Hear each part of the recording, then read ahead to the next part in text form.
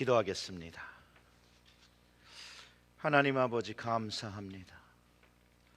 주님의 말씀을 듣기를 소원합니다. 이 시간 주님의 말씀을 각 심령마다 주셔서 영의 양식 되게 하시고, 또 그 말씀의 거룩한 능력, 그 영향력을 가지고 살아갈 수 있도록 주여, 이 시간 말씀을 구하는 자마다 하나님의 음성을 듣게 하여 주시옵소서. 이 모든 말씀 우리 구주 예수님의 이름으로 기도드렸습니다. 아멘.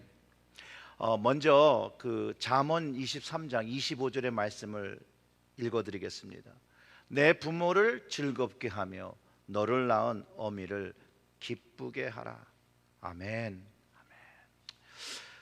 오늘은 사실 어버이 주일이면서 또 어머니 날인데요, 그 참 적절한 말씀이라고 저는 생각을 합니다.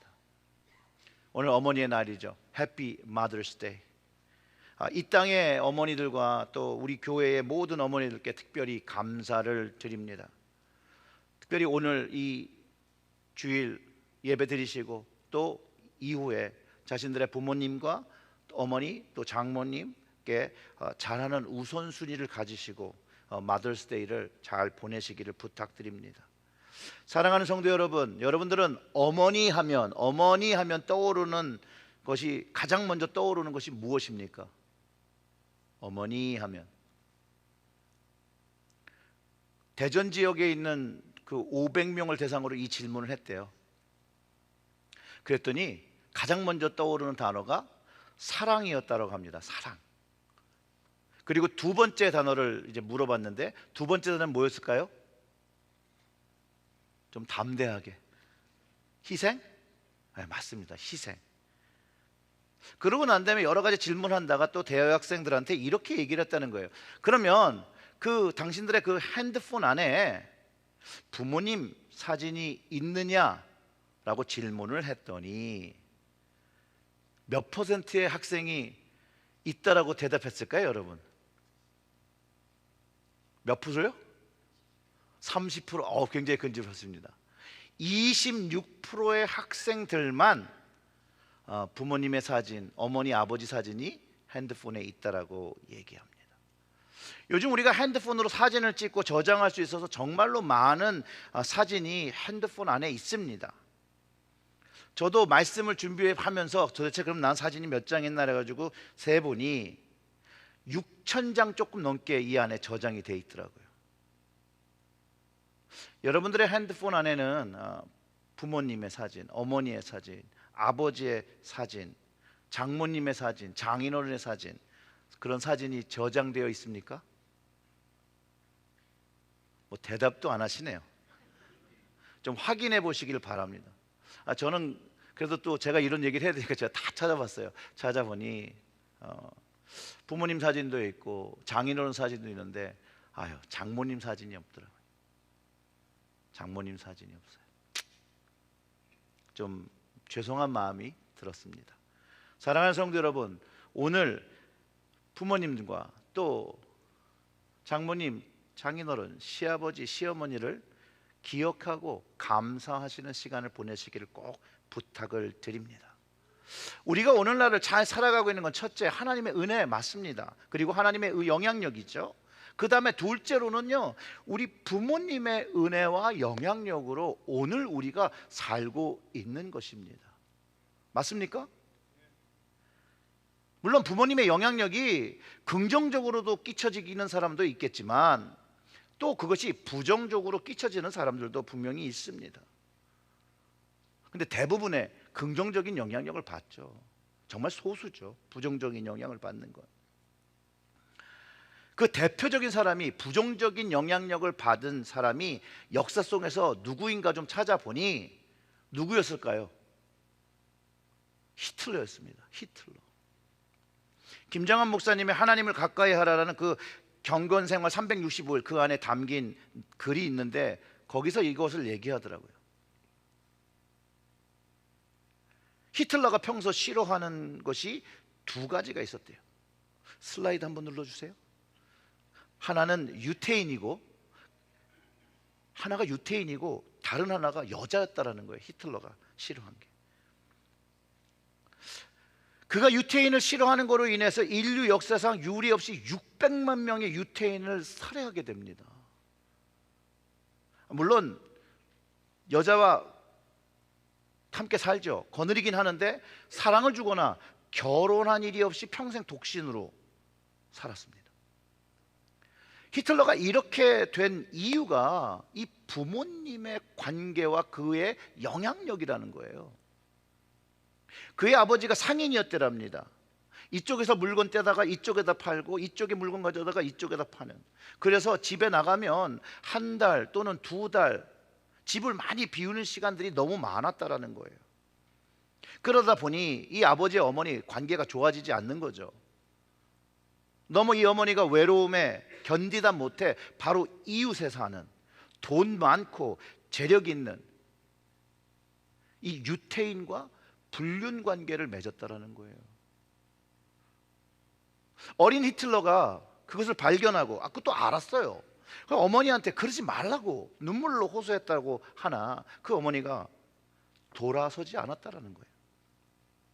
그때부터가 히틀러가 유대인을 미워하고 여자들을 미워하기 시작했다는 거예요. 그 어머니의 범죄가 히틀러의 마음에 살기를 품게 했다는 거죠. 유대인을 향한. 그 결과로 한 사람, 이 히틀러 한 사람 때문에 수많은 사람이 엄청난 비극을 경험했어야 한다는 거예요. 근데 히틀러 같은 이런 이야기가요, 우리 성경 안에도 담겨 있습니다. 아담이죠. 아담의 이야기. 아담의 한 사람의 범죄로 온 인류가 죄에 노출되고 죄인이 되었다라고 이야기하고 있죠. 부정적인 영향력이죠, 이게. 그런데 성경은 또 긍정적인 영향력에 대해서 예수님의 그 한 분의 순종으로 또 온 인류가 생명과 구원을 받고 영광스러운 삶을 살게 되었다라고 또 가르쳐 주는 게 또 성경이에요. 한 사람의 잘못된 행동이 많은 사람에게 피해를 줄 수 있습니다. 또 한 사람의 좋은 행동이 많은 사람에게 유익을 줄 수 있고, 특별히 부모님들의 그 삶의 모습은 자녀들에게 부정적인 것도 끼칠 수 있고 긍정적인 것을 끼치는데, 믿음의 유산이 되려면 긍정적인 것을 끼쳐야 한다는 거예요. 그 믿음을 유산으로 물려줌으로 인해서 거룩하고 선한 영향력을 끼쳐야 한다라고 그 책 내용이 그런 내용이 있었습니다. 근데 오늘 본문을 참고하니까 디모데가 그런 영향을 받은 사람이었더라는 거예요. 그 외할머니 로이스와 어머니 유니기한테 아주 좋은 믿음의 유산을, 아주 긍정적이고 거룩한 영향력을 받았다는 거죠. 그리고 바울 이후의 시대를 책임지는 아주 영적인 영향력을 교회들과 많은 사람들에게 끼쳤다고 우리는 알고 있다는 것이죠. 그런 디모데를 바울은 너무 사랑합니다. 그를 사랑하는 것이 영적인 아들이라고 여겨요. 영적인 아들. 그리고 신뢰했다라고 합니다. 디모데전서 1장 2절의 말씀이 그렇게 얘기합니다. 믿음 안에서 참 아들 된 디모데에게 편지하노니 하나님 아버지와 그리스도 예수 우리 주께로부터 은혜와 긍휼과 평강이 내게 있을지어다. 믿음 안에서 참 아들 된다라고 분명하게 얘기하고 있죠.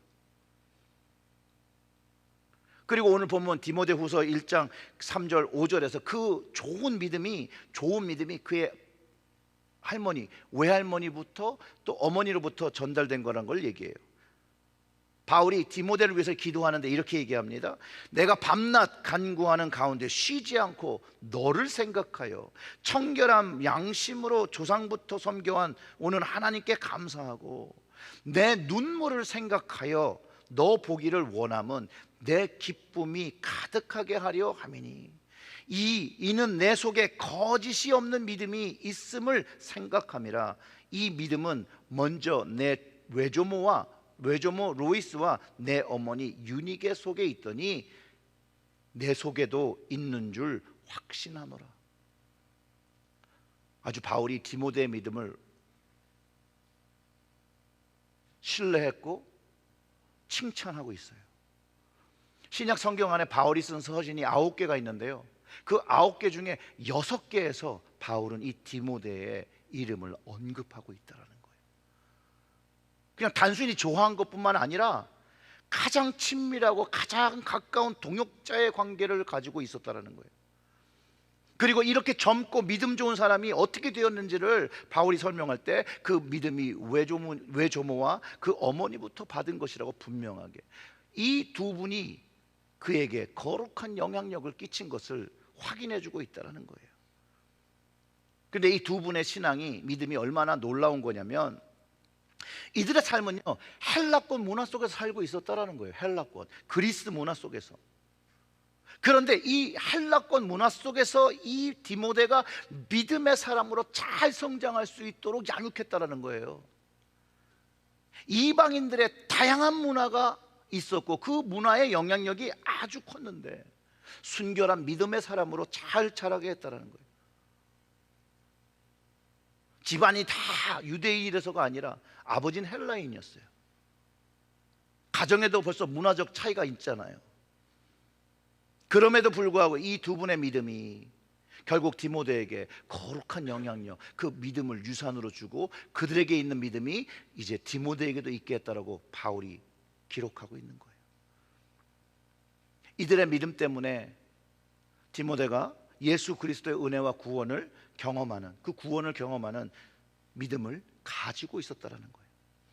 저는 이 디모데의 이야기, 그리고 이 두 분의 할머니와 어머니의 이야기를 들으면 미국에서 이민자로 살아가는 우리에게 적용할 수 있는 아주 좋은 예라고 생각을 합니다. 우리는 미국이라는 문화, 다른 컬처에 살고 있고요, 또 세속화되는 그런 문화 속에 살고 있습니다. 우리 다음 세대들이요 디모데와 같이 좋은 신앙을 가질 수 있는 것을 분명하게 가르쳐주고 있다는 거예요. 부모님의 선한 영향력이, 거룩한 영향력이 그 자녀를 양육한다라는 전제가 있어야겠죠. 여러분 생각해 보세요. 헬라 문화권에서 자란 디모데가 헬라 문화권의 그 소아시아, 그 넓은 지역을 복음화하는데 가장 적합한 인물이 되었다라는 거예요. 그러면 미국 이 땅에서 기독교의 복음 신앙이 잃어가고 있는 이런 현실 속에서 우리의 다음 세대가 우리의 좋은 신앙을 받아, 신앙의 유산을 받아 그리스도인으로 선다라면 이 미국 땅에서 잃어져 버리는 그 믿음을 회복하는데 가장 적합한 인물들이 될 수 있다라는 가능성을 우리에게 가르쳐주고 있다라는 거예요. 아멘. 그리고 가장 중요한 사실은요, 그 거룩한 영향력이, 그 믿음의 영향력이 우리가 끼칠 수 있다는 거예요. 사랑하는 성도 여러분, 여러분 자신이 거룩한 영향력을 끼칠 수 있는 하나님의 자녀이심을 기억하시기를 주님의 이름으로 축원합니다. 여러분들이 또 우리가, 저를 다 포함해서 우리가 그 거룩한 영향력을 끼칠 수 있는 사람들이라는 거예요. 믿음을 가지시기 바랍니다. 감리교의 아버지라고 불리는 요한 웨슬리 목사님도 이 어머니의 영향력을 엄청나게 받았어요. 그는 아예 그냥 잘하면서 그냥 배웠어요. 잘하면서. 왜냐하면 그 가정 속에서 신앙의 성장을 위해서 규칙을 정하고 그 규칙을 지킴으로 영적 성장에 도달하는 걸 어린 나이 때부터 배웠거든요. 어린 시절에 어머니의 교육에서 그 거룩한 영향력을 받았다는 것을 부인할 수가 없어요. 존 웨슬리 어머니에 대한 이야기, 수잔나라는 책이 있습니다. 예, 저 책인데 혹시 기회가 있으면 한번 좀 읽어보시기 바랍니다. 자, 존 웨슬리의 어머니 수잔나는요, 자녀들을 위해서 그 가정에 엄격한 규칙을 가지고 있었어요. 그 규칙으로 인해서 교육했다는 거예요. 그래서 생활 규칙이 있어서 잠자리에 드는 것부터 식사, 기도, 독서, 공부, 노는 거, 일하는 것, 모든 정해진 규칙 안에서 성장했었어야 된다는 거예요. 이런 규칙을 잘 지키면 상을 받기도 하고, 이런 규칙을 어기면 벌을 받기도 하고, 또 그런 과정에 이 수잔나는 늘 자녀들과 시간을 보내고 시간을 정해서 대화하고, 또 잘못을 지적하고 고백하면 용서하고, 칭찬과 위로와 그 사랑이 성경에 바탕된, 믿음 생활에 바탕되어 그 가정에서 경험됐다라는 거예요. 그러니 요한 웨슬레가 감리교라는, 이 메소디스트라는 규칙주의자라는 단어를 사용한 것이요 절대 우연이 아닌 거예요. 그 거룩한 영향력, 어머님으로부터의 믿음의 그 디스플린, 그것을 받았기 때문에 그래요. 그래서 그가 신앙생활하는 주변에 있는 사람들에게도 이렇게 믿음을 가지고 살아갈 수 있는 생활 수칙을 만들어서 그걸 점검하기 시작했다는 거예요. 12가지의 생활 수칙을 만들어 주고요, 그 수칙을 지키는지 안 지키는지 속회로 모이면 이렇게 물어보고 체크를 했어요. 12가지의 수칙이 뭔지 제가 읽어 드릴게요. 첫 번째가 이거예요. 놀지 말고 부지런히 일하라. 놀지 말고 부지런히 일하라. 두 번째가 함부로 말하거나 함부로 행동하지 말라. 세 번째, 여자를 가까이 하지 말라. 그리고 나쁜 습관은 언제든지라도 용기 있게 끊어라. 험담하는 것을 듣고 믿지 말고 남을 너무 빨리 판단하지 마라. 이게 네 번째예요. 그리고 자기의 생각을 함부로 타인에게 말하지도 말고 강요하지도 말라라고 합니다. 또 어떤 사람의 잘못에 대해서 반드시 그것을 고쳐주려는 충정, 그 충고가 아니라면 말하지 말라고 합니다. 그리고 일곱 번째가 잘난 척하지 말아요. 우리는 다 같이 언제나 주님으로 인해서 남을 섬기는 종이 되어야 된다는 거예요. 그리고 여덟 번째가 죄 짓는 일이 아니라면 그 어떠한 노동도 부끄러워하지 말고 하라고 그랬습니다. 직업에 귀천이 없다라는 거죠. 그리고 돈을 빌리지 말래요. 돈을. 그리고 굶주리고 있을 때 필요한 음식을 받는 것은 좋은 일이나 절대로 금이나 은을 받으면 안 된다라고. 그 다음에 열 번째가 빛을 지지 말라는 거예요. 남을 돕기 위해서 주는 것은 좋은 일인데 그 이익을 남기기 위해서 남에게 무엇을 주는 일은 없도록 하라. 이게 무슨 얘기예요? 이자놀이 하지 말라는 거죠. 이자놀이. 그리고 11번째, 시간을 잘 지키고 시간을 귀중하게 쓰도록 하라. 결국 이 시간을 쓰는 것은 하나님을 위해서 쓰라는 것이겠죠. 믿음의 삶을 위해서. 그게 이제 맨 마지막 12번이에요. 모든 일에 하나님의 자녀답게 행동하라. 그리고 어떤 일을 할 때 그것이 하나님의 영광을 드러내게 하라고. 이 12가지 수책을 정해놓고 속회로 모일 때마다 그것들을 서로 물어보았다는 거예요.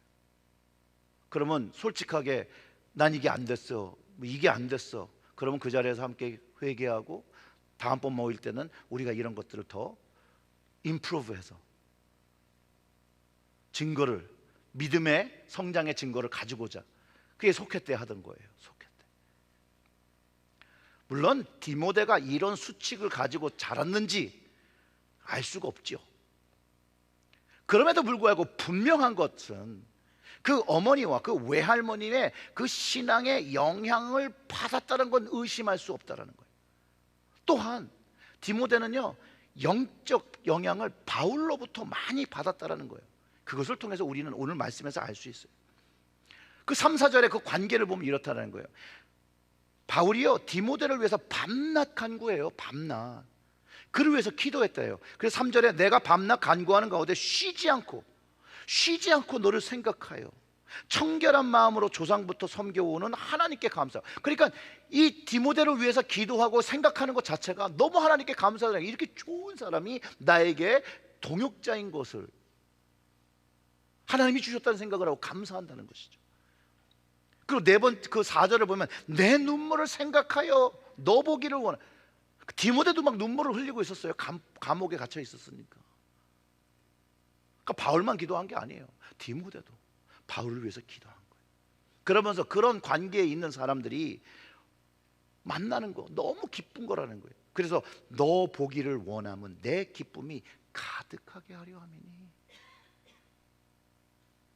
이 거룩한 영향력을 끼치는 이 관계, 이 사랑의 관계가 분명히 있다는 거예요. 아끼는 관계인 것을 분명히 얘기해 주고 있다는 거예요. 바울이 감옥에서 나와 디모데를 보는 것을 희망하는 것, 그를 보는 것이 기쁨이라는 것, 이거 정말 부모의 마음이라는 거예요. 부모의 마음. 눈물을 흘리며 밤낮 간구하는 것, 부모의 마음이죠. 그 외할머니와 그 어머니의 마음이죠. 디모데가 사역을 하고 있었고 정말 목회를 하고 있었는데 바울도 그렇게 생각하고 할머니도 그렇게 생각하고 어머니도 그 목회가 쉽지 않다는 거 알고 있으니 기도해 주는 거예요. 기도해 주는 거예요. 사랑하는 아들을 보고 싶어하는 마음으로 이 어머니와 할머니와 이 바울이 기도하고 있다는 것을 가르쳐 주고 있다는 거예요.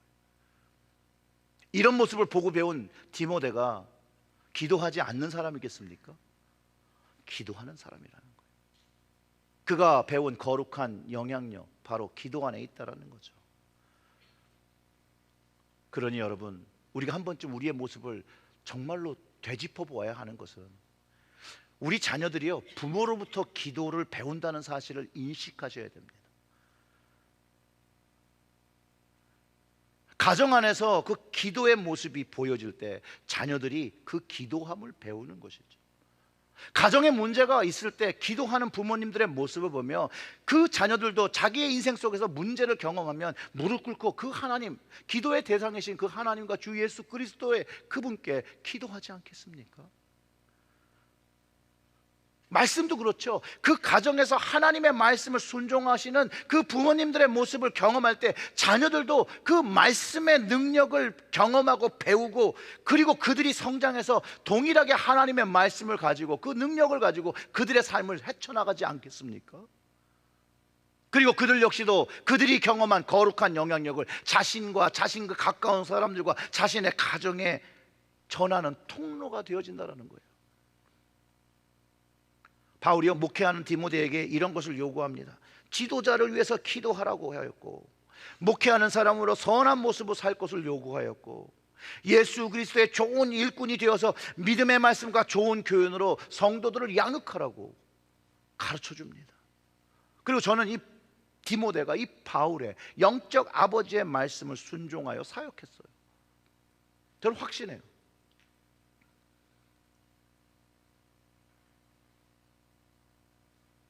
사랑하는 성도 여러분, 여러분들은 거룩한 영향력을 경험한 분들입니까? 혹시 나는 믿음의 부모님이, 어머니가, 아버지가 없어서 수잔나 같은 엄마도 없고 바울과 같은 영적인 아버지도 없었습니다 라고 하시는 분들이 계십니까? 여러분, 그러나 우리에게 거룩한 영향력을 주신 그 한 분이 계십니다.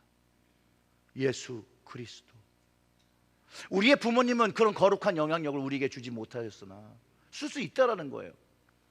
그럼에도 불구하고 여전히 우리 주님이, 우리 하나님 아버지께서 우리에게 거룩한 영향력, 십자가의 구속의 은혜를 경험시키게 해주셨다라는 거예요. 여러분, 이게 암만으로 화답이 되어지십니까? 만약 하나님으로부터, 주님으로부터 이 거룩한 영향력을 받았다라고 고백되면 여러분, 우리는 예수 그리스도를 바라보며 살아가게 되는 겁니다. 예수님을 바라보면서 거룩한 영향을 그분을 통해서 배우게 되는 것입니다. 그리고 그분을 닮아갈 수 있게 되는 거죠. 그리고 우리는 세상을 향해, 우리의 가정을 향해, 우리의 자녀를 통해 거룩한 영향력을 보내는 통로, 주님의 통로가 되어진다는 것이에요. 그러니 여러분, 예수님께 기도하시기 바랍니다.